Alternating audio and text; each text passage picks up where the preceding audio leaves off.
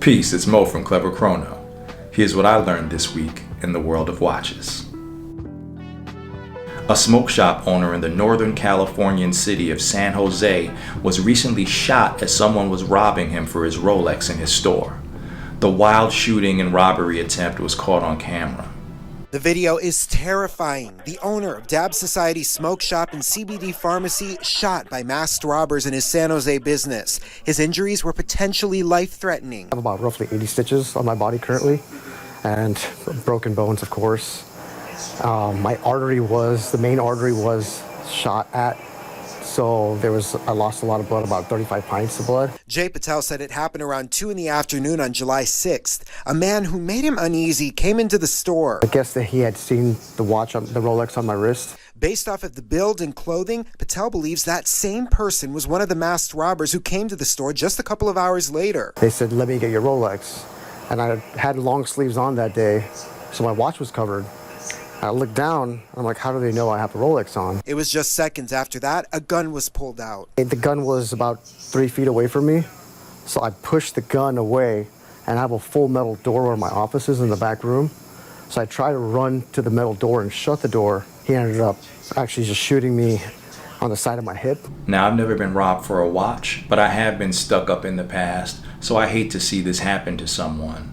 But I also hate when I see people in this situation and they just won't give up what they have and they risk their lives over a material possession. Even though it might have great sentimental value, a Rolex or any other material possession just isn't worth your life. In a shop that Patel said has glass worth thousands of dollars, those suspects got away with the watch. Smoke shops have been a target in San Jose. Just over a year ago, San Jose police made an arrest in connection to burglaries at more than 10. The suspects taking stolen cars and crashing them through the exteriors to break in. It's so wild that it's gotten to the point that people are actually driving their cars through the doors to rob some of these stores. Insane. San Jose police tell us that the investigation into what happened at Patel's shop is still being investigated, and detectives are still following up on leads. Patel is hopeful someone will come forward with information. I want these guys caught, and I'm very concerned about all the neighboring businesses around me or any other smoke shop. Back at the store, Patel and his manager have already made changes. Started to immediately box off the area more, make it more secure.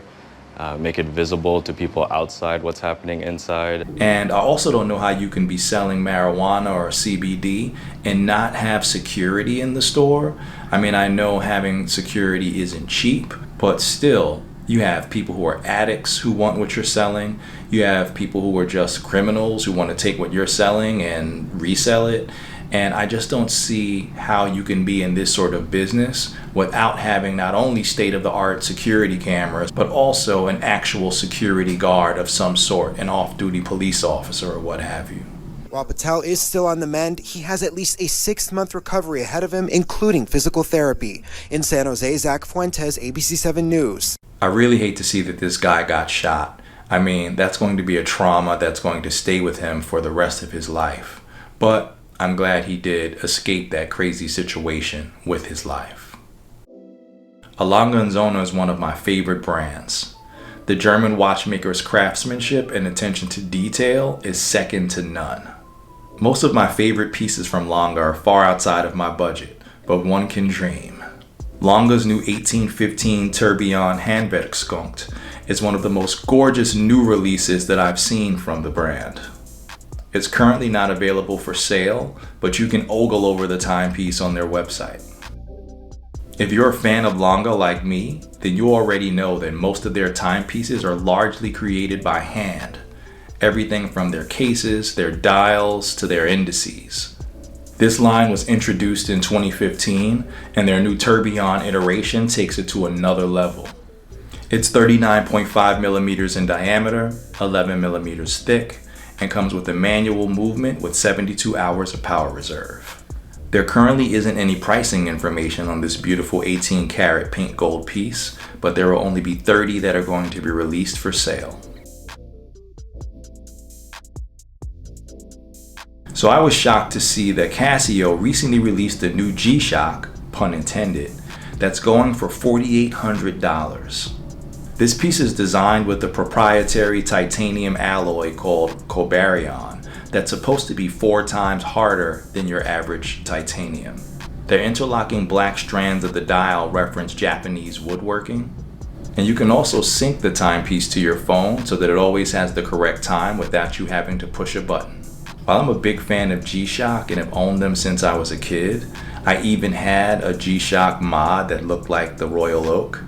Paying $4,800 for a G-Shock is a bit of a stretch for me, but I'd be interested to hear if any of you out there would purchase this watch. Let me know in the comments.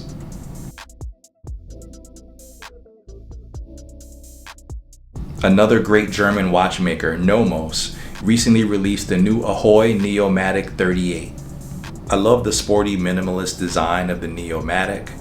This piece has a blue dial, white Arabic numerals with green gold indices, and a small sub-seconds at 6 o'clock with a red hand.